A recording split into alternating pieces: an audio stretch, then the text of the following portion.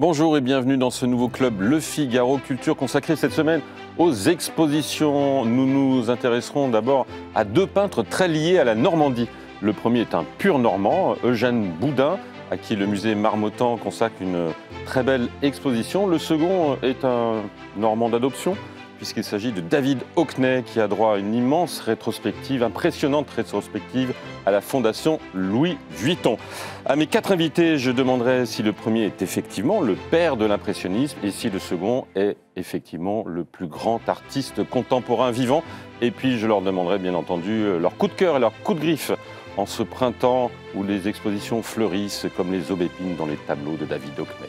Le club Le Figaro Culture spécial exposition, c'est tout de suite après le générique.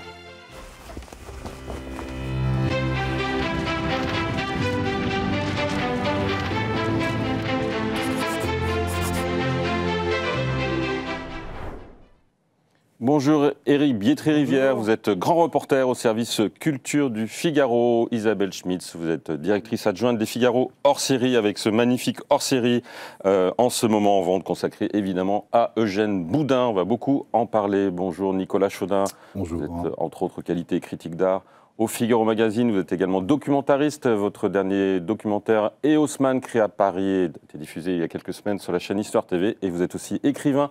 Votre dernier roman était un polar qui se passait dans le milieu de l'art, Mortel bouquet aux presses de la Cité. Bonjour Bénédicte Bonnet-Saint-Georges, vous êtes rédactrice en chef de la Tribune de l'Art.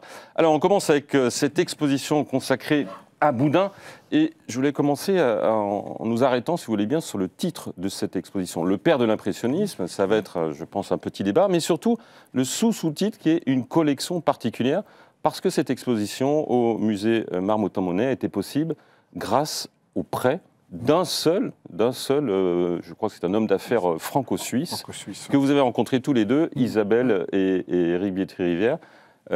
Racontez-nous un petit peu qui est cet homme, J'adore ce type de collectionneur parce que c'est un passionné, un érudit, et il n'a collectionné, majoritairement, que des Boudins. Il se trouve que, c'est un roi de l'informatique. Un polytechnicien qui a fait ses affaires en Suisse et qui a fait fortune assez rapidement. Et puis, il est allé une année à la TEFAF, à la fameuse foire d'art. Et il est tombé nez à nez devant une scène de plage d'Eugène Boudin. Ce qui nous est tous arrivé un jour. Oui, mais là, c'était un coup de foudre. Et puis, Boudin fonctionne aussi beaucoup par le souvenir. Qui n'a pas été enfant sur une plage et a passé des heures et des heures devant la mer et lui, ça a résonné et il s'est vraiment pris d'amour pour ce peintre et il en a collectionné toute sa vie et on ne les voyait pas jusqu'à présent. Ce qui est très touchant, effectivement, moi je partage, Éric, ton point de vue, c'est un collectionneur qui collectionne par amour de l'art, non pas pour faire de la spéculation. Il n'a jamais revendu un tableau. Il dit que la plus grande douleur qui pourrait lui arriver, c'est de devoir se séparer d'un tableau, alors même qu'il pense maintenant à créer un musée Eugène Boudin. Mais enfin, le jour où il le fera, ce sera un grand acte de générosité. Mais il dit que quand il a acheté ce premier tableau il y a 18 ans, il n'avait aucune idée de devenir collectionneur. C'est simplement qu'il venait de vendre son entreprise qui avait eu un succès fou dans le domaine de l'informatique et que sa femme lui a dit « Oh, tu peux te l'offrir, tu as beaucoup travaillé. » Et voilà, et ça a été le coup de foudre. Et il donne la preuve qu'une passion peut être durable, constructive et pas forcément se terminer rapidement et tout détruire sur son passage, puisque depuis, il a à peu près 400 œuvres de Boudin chez lui. Et il nous en fait profiter très largement. Ce premier tableau, il a vraiment déroulé toute la pelote. Il a cherché à comprendre, il a cherché à savoir, il a rencontré les érudits, Laurent Manœuvre notamment, qui est le commissaire de l'exposition. Et vraiment, il a fouillé ce tableau de fond en comble. Cette exposition, Nicolas Chaudin, qu'est-ce qu'elle apporte par rapport au précédent ? D'abord, c'est envoûtant parce que même la mise en scène de l'exposition est extrêmement accueillante, avec des cimaises tendues de bleu et de blanc. Enfin, moi, ça me plaît beaucoup parce que j'aime beaucoup la plage. Et quant à Boudin, c'est assez... D'abord, c'est exceptionnel qu'une exposition tourne autour d'une collection particulière. La plupart des collectionneurs sont assez jaloux de leur collection. Et il est rare qu'une exposition soit fondée exclusivement sur la collection d'un homme. J'ai trouvé ça donc démonstratif de l'art de Boudin, qui est un art assez dont l'évolution est relativement ténue. C'est un personnage discret du reste. Hein. Il n'a pas théorisé, il n'a pas été un chef d'école. Hein. Il n'a pas été le père de l'impressionnisme au sens théorique. Non, non, mais c'était ça la question. Ouais. Il s'en serait défendu. C'est-à-dire que si il avait vu une enseigne au père Boudin, père de l'impressionnisme, il aurait badigeonné l'enseigne immédiatement pour qu'on ne le voit pas. Oui, mais c'est pas parce qu'il ne se serait pas reconnu ainsi qu'il ne l'est pas forcément. En fait, il y a beaucoup de peintres. Boudin, ce qui le fascine, ce sont les cieux. Ouais. Les horizons, les cieux. Maître des ciels. Voilà, exactement. Et donc, mais il n'est pas le premier. Pierre-Henri de Valenciennes a peint des ciels à n'en plus finir. Bonington a peint des ciels à n'en pas finir. Et des ciels pris bien au-delà de la ligne d'horizon. Boudin, lui, se délectait des délicates mollesses du ciel. Il en était régalé, si vous voulez, mais il n'était pas le premier. Et ce qui l'intéressait, c'était, comment dirais-je, cette espèce de matière volatile, changeante, etc. Mais il n'a jamais théorisé sur la diffraction de la lumière, sur la décomposition du trait ou sur la fusion des plans. C'est pas... voilà. Donc, père de l'impressionnisme, en fait, ce sont les impressionnistes qui lui ont rendu hommage. Oui, notamment Monet, ouais. A posteriori, d'une certaine manière, qu'il a... Il était quand même de la première exposition impressionniste. Oui, et puis c'est surtout comme des gens qui ne sont pas des impressionnistes. Hein. Oui, mais alors Nicolas, moi, je ne suis pas totalement d'accord avec ce que vous dites, ce que tu dis. Parce que, certes, Boudin n'a pas théorisé sur la diffraction de la touche, mais enfin, il revendique quand même de chercher l'instantanéité dans la peinture, et il le fait 10 ou 15 ans avant les impressionnistes. Ouais. Et en cela, quand même, il va les inspirer. En tout cas, Monet. Oui. Et donc, mais après, je suis d'accord avec toi sur le fait qu'il n'aurait sans doute pas accepté ce titre de père de l'impressionnisme, notamment parce qu'il trouvait que les impressionnistes étaient très paresseux et ne travaillaient pas assez leur composition, et donc il n'aurait peut-être pas assumé cette paternité-là. Parce que l'instantanéité, si tu veux, l'instantanéité, il la cherche aussi dans les attitudes de personnages qu'il place, en revanche, très savamment, hein, parce que rien n'est laissé au hasard dans la disposition, dans le piquage. Piqués comme des oignons dans un potager, quoi. Dans le piquage des personnages, sur cette ligne d'horizon, tout ça est extrêmement savant, extrêmement étudié. L'instantanéité, c'est quand il capture des attitudes, en même temps qu'il capture le passage furtif d'une nuée. Mais voilà, il n'y a pas une volonté de rupture, il n'y a pas cette... Non, tu vois, alors que l'impressionnisme était... Enfin, il y avait vraiment un sentiment d'en finir avec l'art sous cloche. Bénédicte Bonnet-Saint-Jean, soyez notre juge de paix. Ah non, alors pas moi. Est-il le père de l'impressionnisme, oui ou non? Alors, moi, pour tout vous dire, avant d'aller voir cette exposition, je me suis rendue en ronchonnant. Vous me connaissez parce que j'ai un mauvais fond. Est-ce que vous arrivez de ne pas ronchonner? Mais donc là, je me repens. Mais en y allant, je me suis dit, oh là là, encore une exposition sur les impressionnistes. Par pitié, on n'en peut plus des impressionnistes. Il n'y a pas une année où on n'y a pas 4 expositions impressionnistes. Et Boudin a été quand même mis en valeur par une multitude d'expositions. Donc je me suis dit, mais qu'allons-nous apprendre de nouveau sur Boudin? Alors rien, mais ça n'est pas une critique. Et ensuite, effectivement, le titre annonce déjà des tartes à la crème, puisque Boudin est en permanence présenté comme le père de l'impressionnisme. Et il me semble que c'est un peu réducteur parce qu'en fait, on présente Boudin uniquement comme étroitement associé à Monet. Donc en fait, c'est toujours le marchepied de Monet. Et en fait, on utilise Boudin pour ensuite parler du grand Monet. Et donc, il me semble que, un peu comme Cimabue avec Giotto, c'est-à-dire qu'on ne parle de Cimabue que pour dire c'est celui qui a découvert le talent de Giotto. Et il me semble que...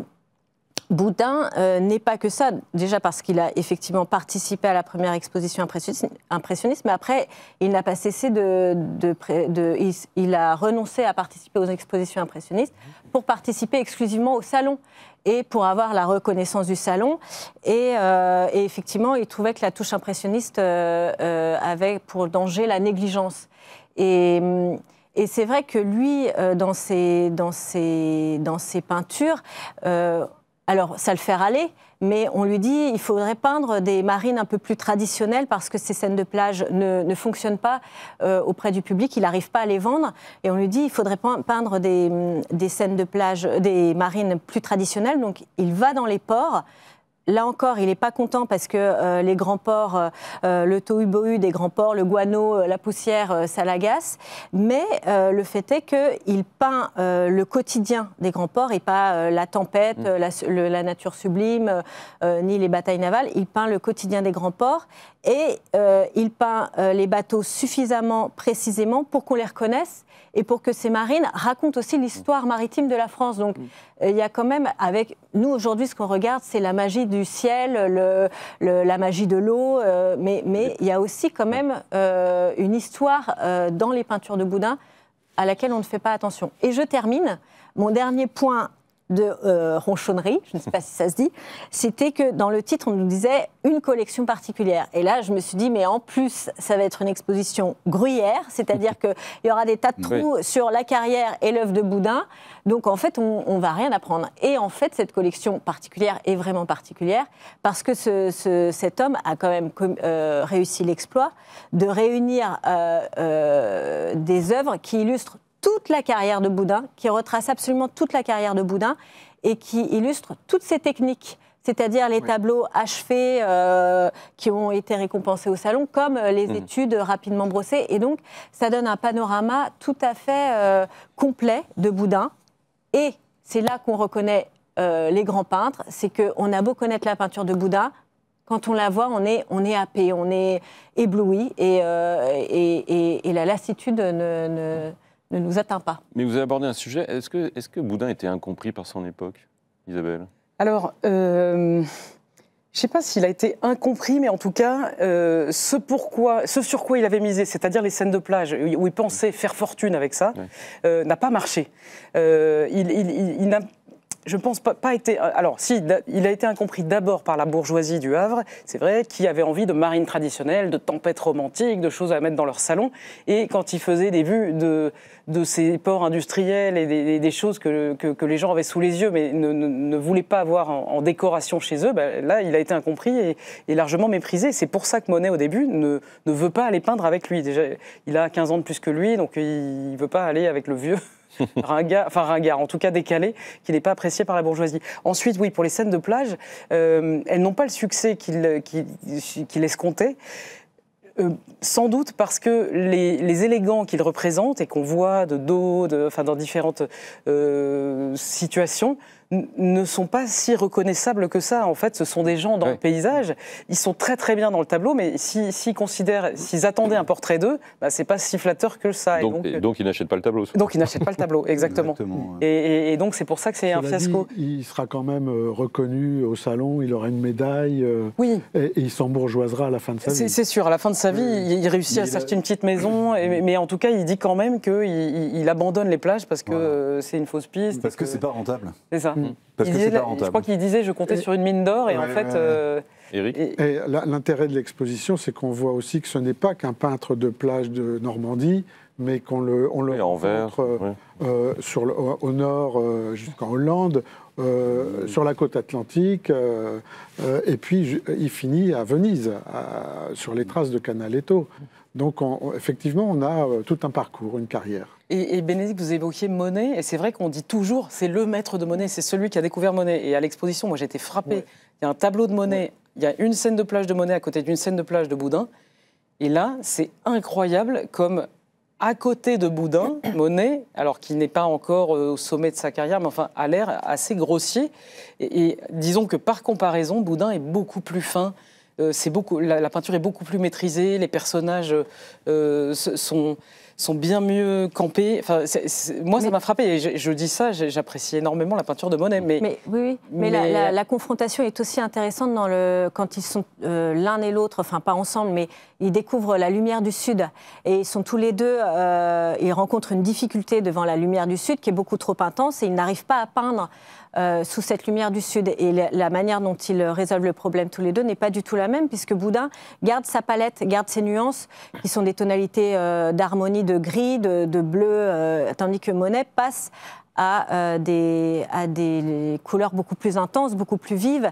Et ce que je trouve intéressant, c'est que le collectionneur qui veut aussi faire un musée et une salle philharmonique, un lieu de spectacle, voilà, mais de musique, quand il les compare aussi en les comparant à la musique. C'est-à-dire que Boudin relève plus de la musique de chambre, et tandis que Monet est quand même un peintre à la musique beaucoup plus intense. Et c'est vrai qu'il y a une manière de traiter la lumière, notamment dans le Sud, qui est intéressante à confronter. Et puis Boudin a complètement admiré Monet aussi. À la fin, dans les années 80, il y a un tableau qui s'appelle Port du Havre au coucher de soleil, qui est à la fois l'envers et la même chose que ce tableau, Impression Soleil Levant, qui va marquer toute l'impression. C'est bien que vous ayez parlé de musique, parce qu'on le voit bien dans le hors-série du Figaro que vous avez piloté, Isabelle Schmitz. Il est vraiment dans son époque, Boudin. C'est-à-dire, vous avez parlé de musique, mais on pourrait aussi parler de littérature. Beaucoup d'écrivains ont été inspirés par les œuvres de Boudin. Oui, absolument. Alors, on a un article sur Proust qui ne nomme pas Boudin, mais qui vraisemblablement s'est inspiré dans son personnage d'Elstir de ce peintre de la Normandie, des plages. Et puis, Boudin est très ami de Baudelaire. Ils se sont connus à Honfleur. Ils fréquentent la même bande d'artistes à la ferme Saint-Siméon. Et Baudelaire voit en lui sans doute le peintre de la vie moderne qu'il appelait de ses voeux. Oui. Ça, c'est sûr. Et il y a Zola aussi qui l'apprécie et qui le défend. Et les Goncourt. Non, mais je suis d'accord avec toi. C'est un peintre de la vie moderne. Un peintre social ou pas? Social, ça serait difficile, mais en tout cas, c'est un peintre qui décrit un milieu social, en tous les cas, ou en tout cas un usage social nouveau, en pleine éclosion. Il accompagne le fait balnéaire complètement. Non, mais c'est vraiment ça. Et il peint ces dames en crinoline et ces messieurs en canotier, enfin pas encore des canotiers, c'est pas du tout à la mode à cette époque-là, mais en melon, on va dire, melon et colleron. Il les peint parce que c'est quelque chose de neuf, parce que c'est un usage nouveau. Ces plages étaient désertes, il y avait des ramasseurs de goémons et des pêcheurs de coques, et puis soudain c'est envahi par tout Paris, grâce au train de plaisir, grâce à l'extension du réseau ferré, et à la naissance d'une société de loisirs. Qu'est-ce qu'il nous décrit pendant les 10 années ou 12 années pendant lesquelles il peint des scènes de plage? Il nous décrit une société de loisirs qui est toute neuve, complètement inédite, qui est le fruit de la prolifération des biens de consommation du Second Empire, d'une certaine manière. Et donc, en cela, il est aussi moderne que Pissarro, qui peint des cheminées d'usine ou des panaches plutôt de locomotives, ou que Degas, qui lui peint des cheminées d'usine à côté de ses champs de course. Il est moderne. Allez, conclusion, Éric. Je peux faire un petit peu le ronchon, justement, quand même. Ça y est, vous l'avez contaminé. Bravo, Bénédicte. Moi, j'ai pas tellement aimé la scénographie, le côté mur de parasol, avec ses bordures et ses traînées de rouge et de blanc qui attirent l'œil plus que le tableau. Or, dans les tableaux, il y a des pointes de rouge et de blanc au premier plan à chaque fois. C'est des petits punctums, comme disait Barthes, qui appellent l'œil, qui sont, alors là, des touches de maître. Et je trouve que ces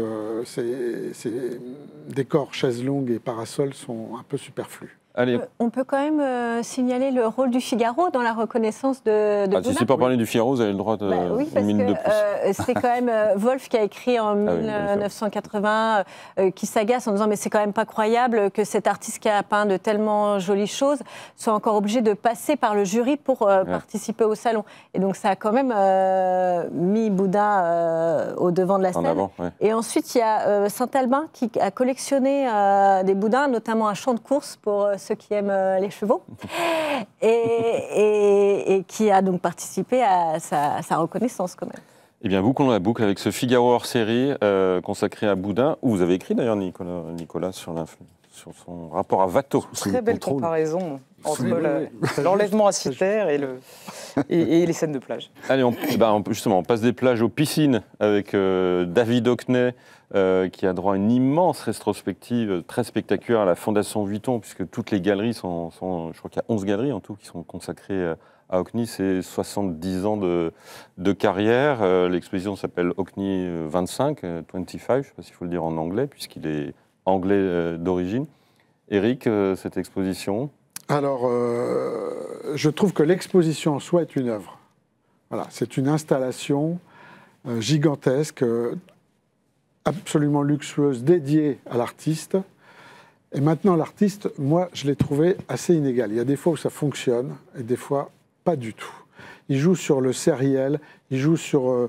on peut avoir des petites aquarelles qui ne sont pas comparables à ce que fait Boudin, mais qui sont quand même intéressantes, des fusains qui sont plus intéressants, et puis à côté de ça, des formats monumentaux qui vont jusqu'à 7 mètres, qui sont, comme le Grand Canyon, impressionnants en eux-mêmes.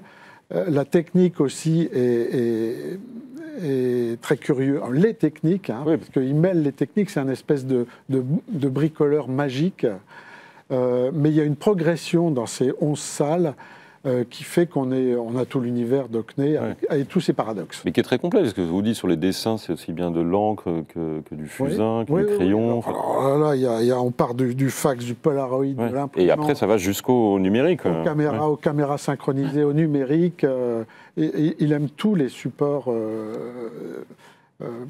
qui aident à la vue. Et il les mêle avec ce côté bricolage enfantin, presque, naïf, qui peut parfois tomber dans le kitsch, souvent même, et parfois être réussi, comme ces fusains qui annoncent le printemps. Alors il y a 60 fusains, chaque jour, au même endroit, ou dans 4 ou 5 endroits, mais les mêmes.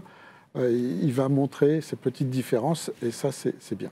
Mais d'autres fois, c'est rapide. Enthousiasme relatif, donc, Isabelle Schmitz, vous? Alors moi, enthousiasme, enfin, très bonne surprise pour ma part. Je connaissais peu David Hockney. Vous avez été déçu en bien. Non, je cherchais des raisons d'être contre, parce que tout le monde... Non mais Bénédicte, c'est pas possible, c'est à cause de vous. Ça n'était pas comme ça avant. Non, mais alors, en fait, Éric, je suis d'accord sur le côté illégal. Je n'ai pas été séduite par tout. Ouais. C'est-à-dire, si on prend une nature morte, un pot de fleurs sur un fond marron, on se dit, mais et encadré à l'ancienne, on se dit, mais qu'est-ce que c'est kitsch? Et puis, en fait, il va nous raconter pourquoi c'est kitsch dans ces tableaux. C'est ça qui est en fait, moi, j'ai aimé découvrir l'univers d'un enfant ébahi devant la beauté du monde. On ne peut pas lui reprocher sa vitalité, elle est exceptionnelle. Alors, et ça, je trouve que en fait, c'est extrêmement rafraîchissant. Et alors, je recommande la lecture du catalogue. J'aime beaucoup le sous-titre Do Remember They Can't Cancel the Spring. Souvenez-vous qu'ils ne peuvent pas annuler le printemps, quoi qu'il en soit. Et j'ai trouvé un très bel article de Simon Chama, outre le fait que le catalogue est très beau, qui raconte qu'en 1979, David Hockney, oui, je vous le montre. David Hockney a écrit au journal The Observer pour se plaindre du fait que la Tate Gallery avait fait le pari de l'abstraction, de ce qui est dépourvu d'âme, sans joie et théorique. Il leur écrit en se plaint et il dit « Or, nous savons bien que nous sachions que l'art peut être plein de joie. » Et je trouve que c'est ce qu'il arrive à transmettre. Alors, pas absolument dans tout, mais quand même, je dirais 90% de ces tableaux, moi, m'ont semblé plein de vie.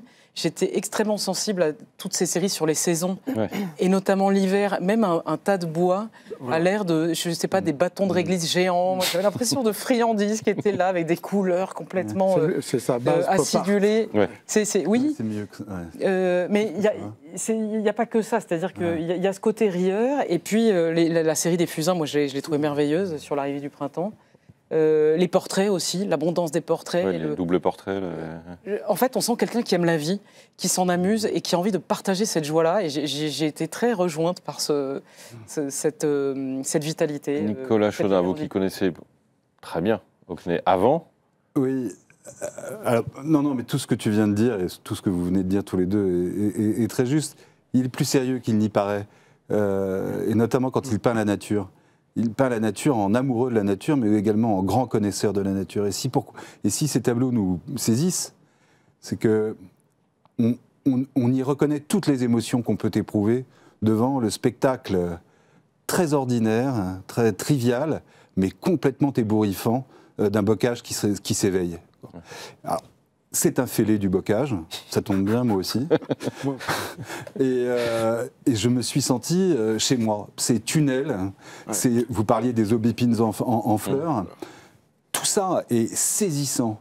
Et effectivement, les coupes de bois, les coupes hivernales, la densité des branchages dénudés qui va s'épaississant en fonction de la perspective, tout ça est évidemment figuré par sa patte, par sa manière, qui est celle d'un enfant volontaire ou volontairement attardé, mais ça n'en est pas moins émotionnellement exactement ce en face de quoi on se trouve quand on marche dans cette campagne-là. Et ça, je trouve ça très émouvant parce que c'est un paysagiste, c'est un naturaliste, peut-être qui s'ignore, et cette ode à la nature civilisée, parce qu'il peint rarement des paysages véritablement sauvages. Canyon. Oui, c'est le Yorkshire voilà. Plutôt. Voilà. Et voilà, j'ai été parfaitement emporté par ça. Emporté par l'ampleur de l'œuvre, et l'ampleur de l'exposition, tu le disais, mais qui nous épargne justement les débuts du pop art. Enfin, il y a quelques salles qui nous montrent de quoi il sort. Il fait partie de ces courageux qui mettent fin à l'hégémonie un peu factice de l'abstraction, de l'expressionnisme abstrait américain. Mais justement, on nous épargne un peu cette éternelle tarte à la crème des big splash, bigger splash, des piscines, etc. Voilà, qui sont les tableaux, un peu les emblèmes, la bannière du pop art, la bannière aussi de toute une communauté gay dans l'Ouest américain. Donc ça, c'est les années 50-60 plutôt. 60, voilà, il en est l'icône. Hein. D'ailleurs, je recommande la lecture... de Laissez-moi roman de Catherine Cusset, la vie de David Hockney, qui est vraiment un bon livre, alors qui insiste beaucoup sur la vie privée de David Hockney, c'est sa vie. Alors bon, il y en a que ça peut ne pas intéresser, et là, l'œuvre d'un artiste ne se... Cela dit, une grande interaction entre sa vie et son œuvre. Mais là, en l'occurrence, oui, au début, en tous les cas, dans les 20 premières années de sa carrière, ça joue un rôle considérable. Mais là, ce que j'aime, c'est qu'on s'émancipe un peu de cette espèce de socle fondateur pour explorer une œuvre protéiforme. Il explore, comme tu le disais, toutes les techniques, tous les formats, des séries, des monuments isolés. C'est un type qui est doué d'un appétit de création complètement bouleversant. On se dit qu'on est en face, là, d'un véritable artiste. Bénédicte Bonnet-Saint-Georges, votre avis sur cette exposition d'Hockney? Alors, rebelote, on approche du baccalauréat. Et donc, quel rapport, me direz-vous? Je ne sais pas où vous allez, mais vous y allez. Le bac, tout le monde sent un peu coquillard avec le Parcoursup. Mais enfin, il faudra quand même que les élèves planchent sur leur copie. Et donc, pour ceux qui ont choisi philo, et s'ils tombent sur un sujet d'esthétique, ils peuvent caser Hockney absolument à tous les coups, dans tous les domaines, parce que il répond à toutes les questions sur le rapport de l'art et la réalité. L'art doit-il reproduire la réalité? Une œuvre d'art est-elle unique? Enfin, je vous passe tous les détails. Mais moi, il y a une phrase qui m'a vraiment frappée, notamment dans le catalogue, c'est qu'on découvre que Hockney, donc on va reparler peut-être, j'imagine, sur sa manière de peindre sur l'iPad. Donc ça, c'est déjà un choix assez surprenant. Mais il va même au-delà de ça, c'est-à-dire qu'il envoie ses œuvres par mail à ses amis. Et alors là, moi, je suis tombée des nues. Je me suis dit, mais en fait, c'est la négation même de l'art, de la peinture, puisqu'il enlève la matière et il enlève le format. Et donc, chacun, en fonction, et il enlève l'unicité, et chacun reçoit cette œuvre et choisit soit de l'imprimer, soit de la regarder en grand format ou sur son téléphone, de zoomer. Et donc, c'est quand même une manière de maltraiter la peinture qui est tout à fait étonnante et qu'on retrouve dans un portrait qu'il a fait d'un conservateur du Metropolitan Museum qu'il représente debout de profil devant 4 ou 5 tableaux que Hockney lui-même aime particulièrement, je crois, à la National Gallery de Londres.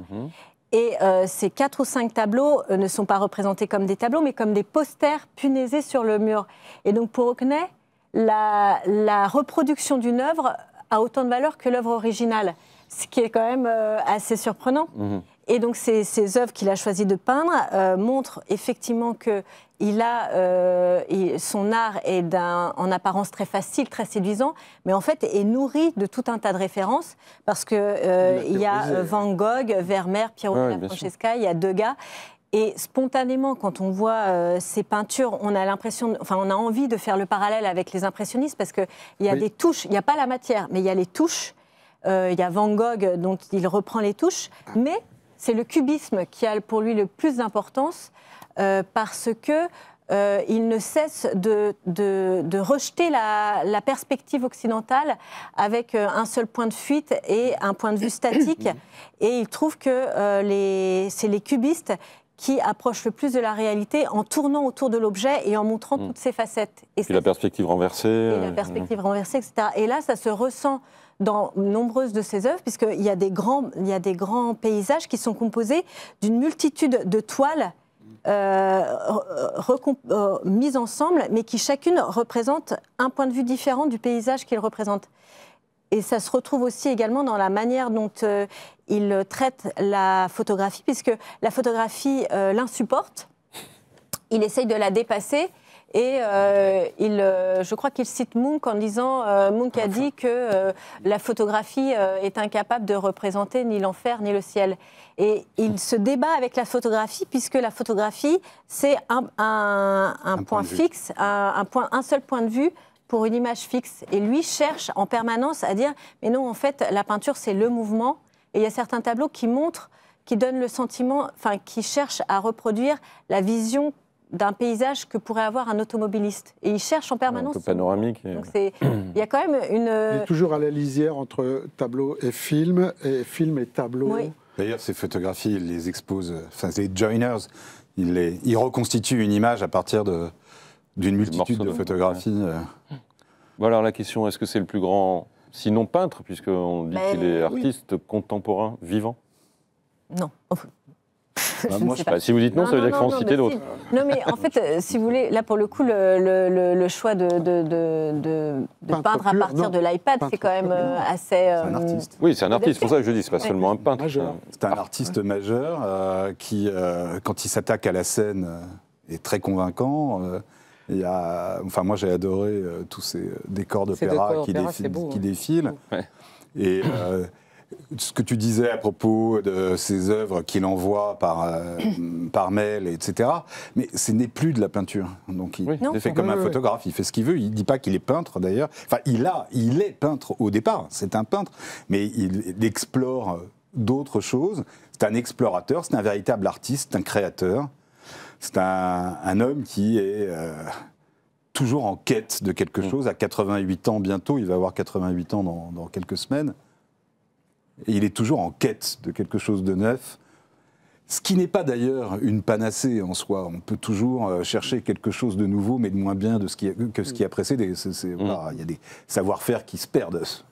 Mais lui, il y a quelque chose de fascinant devant cette espèce d'énergie perpétuelle, absolument pas émoussée par l'âge. Oui, c'est un très grand artiste.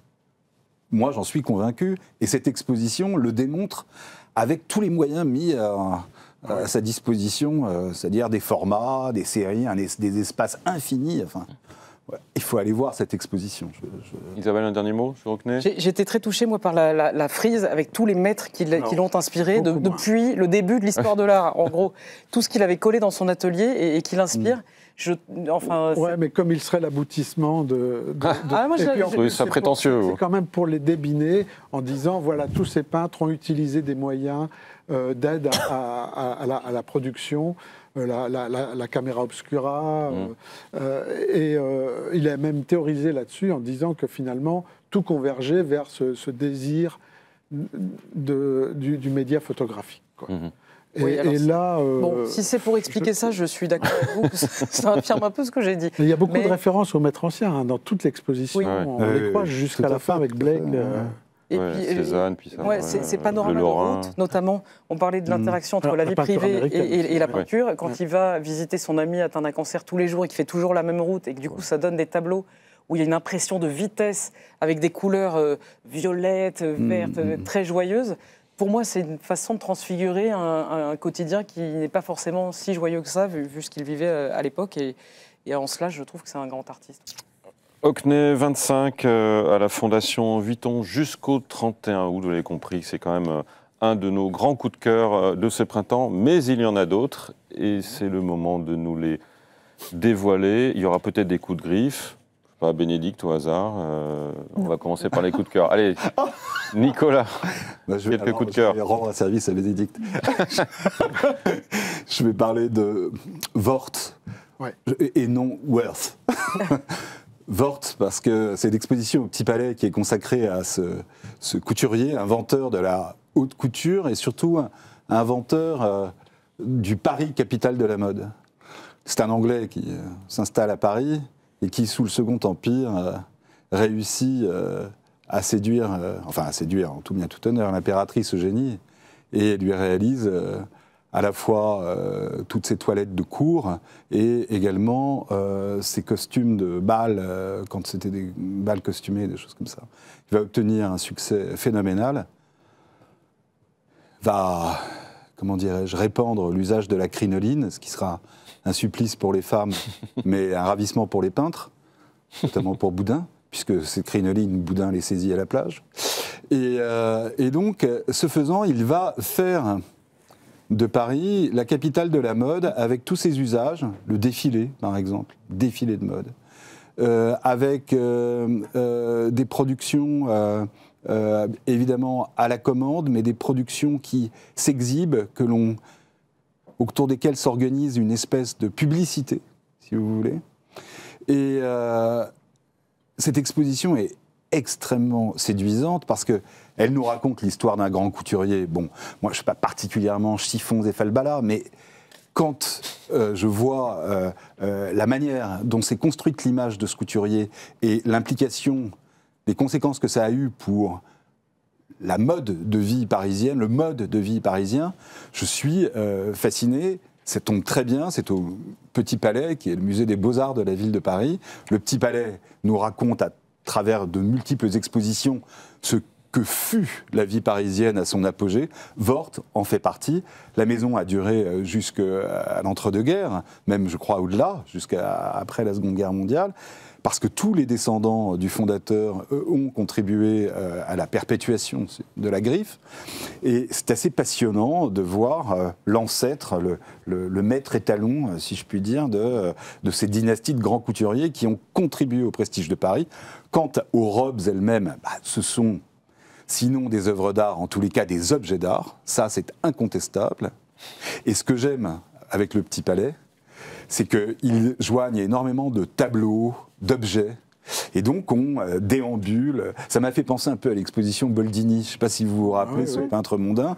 Il y avait donc les grands tableaux de Boldini, mais il y avait aussi quelques robes, les robes des modèles que Boldini peignait. Moi, j'aime bien être propulsé dans un bal de la Belle Époque, ça ne me déplaît pas. Donc, sans trépigner, Bénédicte. Voilà, oui, mais je pense que vous avez des choses à dire là-dessus. Non, mais... Allez, ronchonnez un peu. Voilà. Je ronchonne, mais enfin modérément, oui. Parce que là, je ne vais pas crier au scandale. En fait, donc cette exposition aurait pu très bien avoir lieu au Palais Galliera, qui est le musée de la mode. Et pourquoi ? Parce que le musée du Petit Palais, c'est un musée des Beaux-Arts. Il me semble que le nombre de peintures mises en regard et le nombre d'objets d'art n'est pas assez conséquent. Et en réalité, cette exposition, c'est essentiellement une succession de robes fort belles et qui donnent un aperçu de l'évolution de la mode. Mais finalement, non, dans la mesure où c'est une maison de couture, c'est difficile de mettre en regard des portraits puisque c'est difficile de trouver des portraits qui correspondent avec des modèles qui portent les robes. Donc, il n'y a pas beaucoup d'œuvres de beaux-arts et d'objets d'art. Mais donc, je pars de cette exposition pour souligner un phénomène qui est l'invasion dans les musées d'expositions consacrées à la mode. Donc la mode est à la mode. Et ce qui est quand même étonnant, c'est qu'il y a quand même 2 endroits à Paris pour ce genre d'exposition. Il y a le Palais Galliera et il y a le Musée des Arts Décoratifs. Et bien pourtant, il y en a partout. Donc rien qu'en ce moment, alors au Grand Palais, c'était... Dolce Gabbana qui vient de se terminer. Au Quai Branly, c'est de fil et d'or. Donc voilà. Et au Louvre, c'est le Louvre Couture. Au Petit Palais, c'est Vort. Et donc, en fin de compte, il y en a absolument partout. Pourquoi pas ? Pourquoi pas ? Néanmoins, les raisons me semblent un peu faiblardes. C'est-à-dire que les raisons, c'est que ça plaît. La mode, ça plaît. Donc, ça fait venir des gens. Et donc, il faut remplir les caisses. Et donc, c'est très bien. C'est une raison qui est tout à fait compréhensible, mais pas très satisfaisante. Et je ne peux pas... et en plus, alors la mode, c'est instagrammable. Alors là, il y a des photos sur les réseaux sociaux, ça diffuse, ça fait envie, c'est très joli et ça marche très bien. Mais les expositions qui, finalement, ont des visiteurs qui passent leur vie à prendre des photos, c'est pas pour moi un gage de réussite. C'est pas vraiment le but d'une exposition.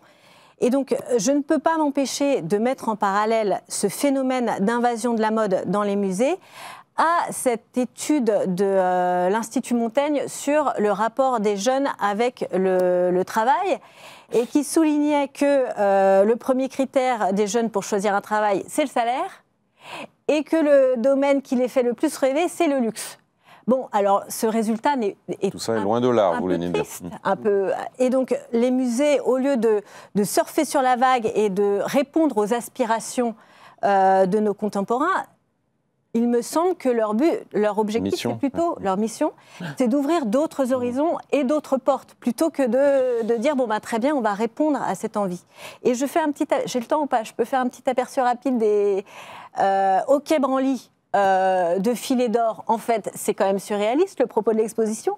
C'est l'or dans les vêtements divers et variés de toutes les époques et de toutes les cultures. Donc il y a des vêtements japonais, du Maghreb, je sais plus, absolument partout. Donc en fait, ça ne tient pas. C'est juste... c'est bling-bling, en fait, on attire les gens en leur disant venez voir des vêtements dorés, avec évidemment l'image qu'on voit le plus, c'est cette créatrice, comment s'appelle, Guo Pei, qui a fait des œuvres, des robes en or. Alors là, on ne voit que ça. Ça marche très bien, forcément. Voilà. Le Louvre Couture, alors on nous a dit gros succès du Louvre Couture. Le Louvre Couture fait venir dans les départements des arts décoratifs enfin des visiteurs, parce qu'il n'y avait jamais personne dans ces départements. Donc ça fait venir des gens. En fait, et donc en montrant des robes dont le rapport avec les œuvres est quand même très ténu, très ténu. Et donc, finalement, moi, je trouve que ça souligne l'échec du Louvre à valoriser ses collections et à les valoriser pour elles-mêmes sans passer par un détour énorme qui est la mode. Bien et sûr. Finalement, dans les salles du musée, ce qu'on entend, c'est « Ah, c'est trop stylé », clic-clac, et hop, sur Instagram. Et voit-on, les gens prennent-ils le temps de regarder ce qui est à côté ? C'est pas net. Donc, je ne suis pas convaincue par le résultat de cette démarche. L'année dernière, vous étiez énervé sur le sport dans les musées. Cette année, c'est sur la mode dans les dîners. Dans les musées, l'année prochaine, je ne sais pas ce que c'est. Non, Allez, Eric. Je m'agace un petit peu. Allez, si on restait au Louvre avec vous. Restons au Louvre avec une vraie exposition. Ouais, non, avec deux voyages. L'un au Louvre, sur les Mamelouks. On part loin dans le temps et dans l'espace. On est au 13e, entre le milieu du XIIIe siècle et le XVe siècle, et ce sont ces dynasties d'anciens esclaves caucasiens qui avaient été raptés pour faire des militaires auprès du sultan. Ils sont progressivement, rapidement même, montés en grade parce que c'était d'excellents cavaliers, et eux-mêmes sont devenus des sultans. Notamment en Égypte, en Syrie. Ouais. Alors, Égypte, le Levant, et puis tout le Hijaz, c'est-à-dire la bande de la mer Rouge, qui suit les épices et l'encens du c'est aujourd'hui l'Arabie Saoudite, quoi, en fait. Donc, une société très puissante qui arrive juguler Tamerlan, par exemple, c'est pas rien. Les Mongols, et qui a été longtemps sous-estimé parce que sur place, on cherchait plutôt les vestiges du passé antique et on s'intéressait peu, finalement, à cette période médiévale de l'islam. Or, on a à ce moment-là une apogée de cet art géométrico-floral qui part de l'architecture jusqu'au plat en étain, qui est remarquable. On a alors l'architecture, c'est difficile dans une exposition, donc on arrive. Le Louvre arrive à donner son foisonnement et sa monumentalité par des projections qui rythment des objets où il faut vraiment se pencher et regarder à la loupe parce que tellement ils sont travaillés qu'on peut en rester des heures. Il y a les Corans les plus beaux au niveau décor que j'ai jamais vus. Et puis les Mamelouks, c'est toute une histoire. Ça résonne en France parce que les Mamelouks, on le connaît par les croisades, par les croisades et puis par Napoléon et la campagne d'Égypte. Il a ramené Roustam Raza, qui était en fait d'origine arménienne, qui a été un peu une gloire à son époque puisqu'il a défilé en tête du sacre de Napoléon. Et puis ensuite, au début du 19e siècle, toute cette caste s'est fait éradiquer, mais déjà les Ottomans les avaient recouverts.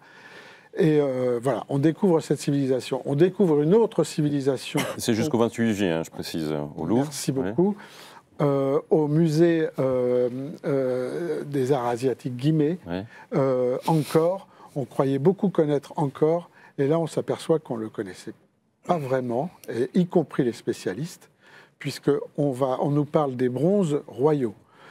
Donc il y avait des fonderies, non seulement pour les statues, mais pour tous les décors de ces grands temples qui sont visités aujourd'hui par des millions de personnes, mais dont on n'a pas l'idée de leur munificence, puisqu'ils étaient couverts de ce bronze doré qui ajoutait de l'éclat et de la décoration. Et notamment, il y a sur place ce que le Cambodge appelle la Joconde Khmer.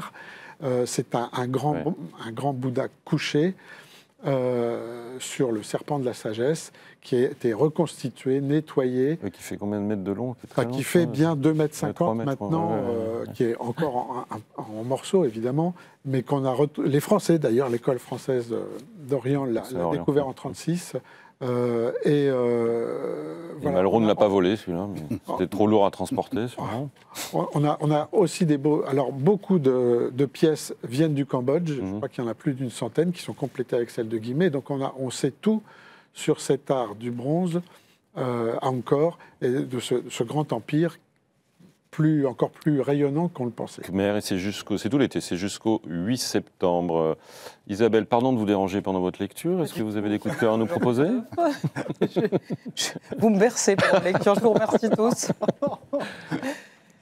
Quelques coups de cœur peut-être? Oui, j'ai 2 coups de cœur. D'abord, une très belle exposition à l'Institut du monde arabe sur les trésors sauvés de Gaza, 5000 ans d'histoire.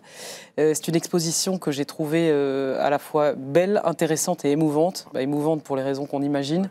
Il y a une centaine d'œuvres, donc c'est 3 salles, c'est très à taille humaine. Donc vraiment, si vous avez... même ne serait-ce qu'une heure, alors ça vaut d'y passer plus longtemps, mais ne serait-ce qu'en 1 heure, on peut faire le tour de l'exposition et voir ces pièces qui vont de l'âge de bronze jusqu'aux années 50, et même un peu au-delà, avec tous les travaux de l'école biblique, archéologique et biblique de Jérusalem, qui a des chantiers de fouilles là-bas, et qui a fait des photos, en fait, depuis le début quasiment de la photo et des fouilles archéologiques. Et donc on découvre à quel point Gaza était vraiment au confluent. L'épicentre de civilisation. C'était l'épicentre de civilisation, c'était la dernière ville luxuriante avant le désert. Et donc c'était vraiment un carrefour commercial, culturel et donc artistique. Et il y a à la fois moi j'ai été très émue par des pièces hellénistiques. La ville a été occupée par Alexandre le Grand par exemple, qui l'a reconstruite après l'avoir détruite parce qu'il l'avait assiégée. Mais donc on a des petites statues d'Aphrodite, d'Antinoüs. La ville a dédié, après la mort d'Antinoüs, une fête annuelle en en sa mémoire. Et donc on a des statues, on a des œuvres byzantines, grandes mosaïques d'églises byzantines, on a des œuvres qui restent des croisées, une grande église des croisées qui a été transformée en mosquée, des éléments d'art islamique. Enfin, tout ça cohabite, il y a une centaine d'œuvres et donc qui sont censées revenir là-bas pour... Et qui sont à Genève, c'est ça, au musée des Beaux-Arts de Genève. Elles étaient au musée de Genève en 2007. Elles étaient censées partir pour Gaza pour constituer, pour fonder un musée archéologique, mais hélas... très rapidement, peut-être une deuxième. Et très rapidement, au musée de Montmartre, Maximilien Luce, L'instinct du paysage. Alors ça prolonge Boudin. Ouais. Et je dirais que l'affiche est très jolie, mais elle ne rend pas justice à l'ampleur de l'œuvre, puisque j'ai découvert en ce personnage non seulement quelqu'un d'extrêmement sensible au paysage, mais aux hommes et à toute la vie. À la fois de la vie populaire, les travaux. Peintre social, lui aussi. Peintre social, peintre dans le Nord, peintre des mines. Il a voyagé en Hollande, en Belgique. Il a représenté donc à la fois les ouvriers à Paris, les mineurs. Ouais. Et c'est une belle rencontre. Il a même fait 42 jours de prison aussi parce qu'il a été arrêté avec ses amis anarchistes après l'assassinat de Sadi Carnot, la police à... 1894. En 1994, exactement. Et là, il a produit toute une série d'œuvres au fusain. Que lui ont inspiré sa détention. Et donc, c'est une œuvre riche et c'est une personnalité très intéressante. Musée Montmartre jusqu'au 14 septembre. Nicolas Chaudin. Chaudin. Je peux parler d'une exposition qui n'est pas encore... Est-ce que vous voulez, vous avez 2 minutes. Il va y avoir à Rome, pour ceux qui auront la chance de voyager cet été à Rome, quelque chose à voir à la Villa Médicis. Va être exposé le premier panorama de l'histoire de la peinture. Un vrai panorama, une huitaine de feuilles collées les unes aux autres qui représentent Rome depuis San Pietro di Montorio, qui est une éminence, enfin un des replis du Janicule. Et donc, ça a été peint en 1779 par Louis le Maçon. Et restauré, réassemblé, ce panorama va être présenté à la Villa Médicis à l'occasion du Festival des Cabanes, qui est organisé à la Villa Médicis depuis quelques années, tous les ans, où dans les quadratis, les quadratrices et dans les jardins de la Villa Médicis, ce sont les carrés, enfin les rectangles plus exactement, qui sont plantés d'essences forestières méditerranéennes. Et donc, dans ces quadratis, sont construites des cabanes éphémères. Bon, c'est très amusant à les voir, c'est souvent très inventif et surtout très intelligent, parce que ça interroge la manière de construire à l'avenir. Et donc, dans une de ces cabanes sera l'écrin de ce panorama de 1779, qui est fascinant à plus d'un titre. C'est de l'aquarelle et de la gouache. Ça fait 4,50 m de circonférence, si vous voulez, enfin, en tout cas de demi-circonférence. Et c'est passionnant à voir, je vous suggère d'aller le voir. Et puis, malheureusement, on n'a pas le temps de parler des chevaux et des hommes, mais on en parlera à une autre occasion, au musée de la Grande Guerre. Voilà, nous en parlerons. Mais nous en parlerons. Comptez sur moi. Bénédicte, nous allons terminer en beauté avec vous. Oui. Vous avez 2 minutes pour nous donner 1 ou 2 coups de cœur. Alors oui, rien à voir avec les expositions, mais pardon, je m'immisce. Il y a la création de la fondation Rocamadour Musique Sacrée qui est abritée par la Fondation du Patrimoine et dont la mission est de préserver et faire connaître la musique sacrée avec un ensemble de chanteurs, la Sportelle, qui chantent a cappella assez extraordinaire. Et ils organisent des concerts itinérants jusqu'en décembre et à partir de fin mai dans toutes les églises qui ont besoin d'être restaurées et qui ont le soutien de la Fondation du Patrimoine. Et donc on a le programme sur le site internet et donc on peut découvrir dans l'église Saint-Barthélemy de Lozerte un retable qui est en train de s'écrouler du XVIIe siècle, tout en écoutant des chanteurs a cappella dont le registre est très varié. Ça va des chants grégoriens jusqu'à Francis Poulenc. Enfin, oui, Poulenc était très lié à Rocamadour, d'ailleurs. Exactement. Donc c'est à voir et à suivre tout l'été. Très bien. Et 30 secondes je peux dire une exposition où il ne faut pas aller. Ah, très vite. L'exposition sur les serial killers, qui est un vrai scandale. Ce sont les vrais serial killers. Ça se passe. C'est à Montparnasse. Montée sous Montparnasse. C'est une horreur. Il ne faut pas y aller. On n'est pas dans la fiction là. On n'est pas dans les beaux-arts. On est dans l'hommage à des personnes qui ont passé leur vie à tuer leurs prochains. Eh bien, nous n'irons pas, mais nous irons voir Boudin, nous irons voir Hockney, nous irons peut-être voir Ward et tous ceux dont vous avez parlé. Merci à tous les quatre, Éric Biétry-Rivière, Isabelle Schmitz, Nicolas Chaudin, Bénédicte Bonnet-Saint-Georges. Je vous retrouve la semaine prochaine. On fera le débrief du Festival de Cannes. On parlera de cinéma. D'ici là, je vous souhaite une très bonne soirée et une très bonne semaine.